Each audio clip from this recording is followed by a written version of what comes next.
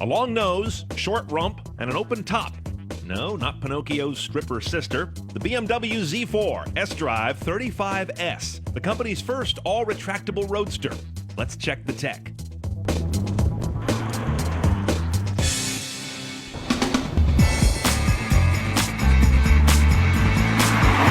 I don't know anyone who doesn't think this car is wow, which doesn't always guarantee a love affair. Our straw poll on the street was evenly split between chick car, D-bag car, and hot car. Melbourne Red had something to do with it, but no matter. The look of this second-generation Z4 is so far improved over its homely predecessor, we'll call it a win. Now this engine's got the weight of the world on its shoulders because, remember, this car replaces what would have been an M model for the Z4. So let's see if it adds up. This is the turbo inline 6. BMW puts this in almost everything now. It's their go-to motor, the 3-liter with the twin-scroll single turbocharger, the N55 engine.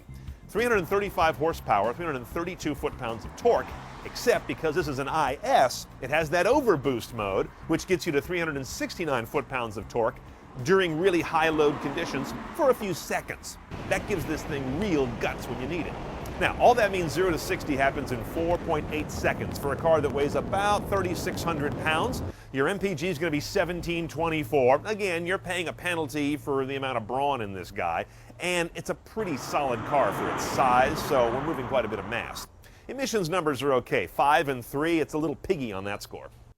You may have seen that efficient dynamics label on the vehicle. That just means when you're on the brakes, they recapture a bit of electricity to charge the battery, taking some MPG sapping load off the alternator. But clearly, not a lot, given this car's thirst.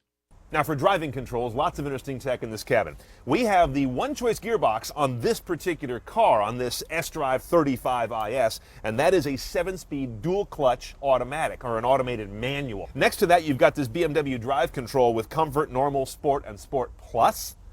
That modifies the behavior of the car's shift patterns, throttle response, and it also has adaptive M suspension on this car. All of that gets tied in.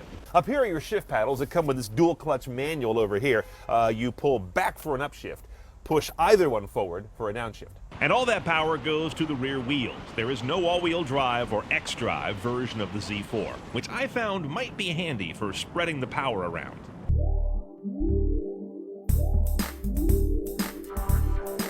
Now our Z4 puts the emphasis on the driving fun and almost refreshingly leaves out the gaggle of tech toys you could put in here.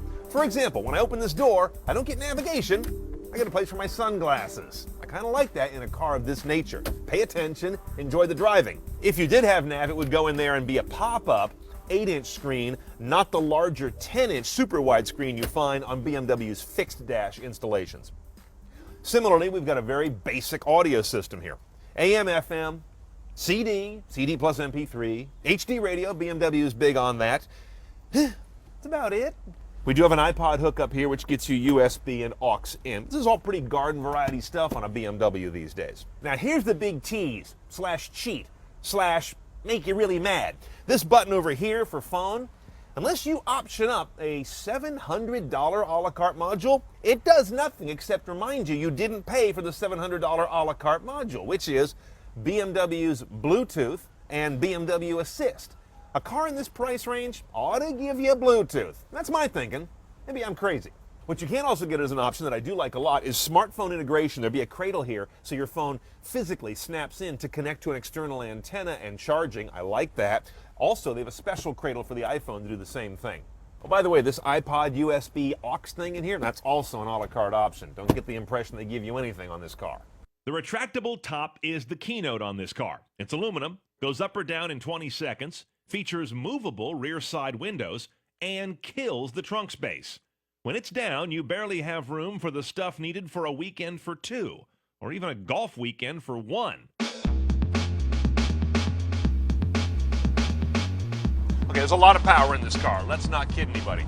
In fact, it makes it real easy to get this thing tail happy, which I kind of like, and sometimes I don't, because I like a car, especially this kind of car, that you really use, 80% of. You can't use 80% of this car on public roads, not unless you're on a straight line blowing down the freeway. That said, never hurts to have more instead of less. I'm not a fan of the DCT. I would never get this car with a dual clutch manual. It's just too numb, too disconnected. Big kudos to BMW engineers on this car. They've got a very capable car here with a very capable suspension, but at the same time, really smooth and compliant. You could go on a nice long road trip in this car, and by the end of the day, when you settle down for that first glass of wine, it's not like you need it because the car beat you up all day. That's a nice middle ground to hit, especially in a luxury roadster like this that's coming at a pretty stout price. Now let's price this Z4, top of the stack, sDrive35is. 62 is base, not a cheap ride. On top of that, there's the premium sound package. That has the iPod USB hookup, Sirius satellite radio, and better multi-channel amplification for $1,800. Navigation's $2,100 a la carte. BMW Assist and Bluetooth, $750 a la carte. I have a hard time with that. And if you just want the iPod and USB hookup, that's $400 on its own. So you got a onesie and twosie your way into getting this thing done CNET style, and you're gonna be pushing 65 when you do that.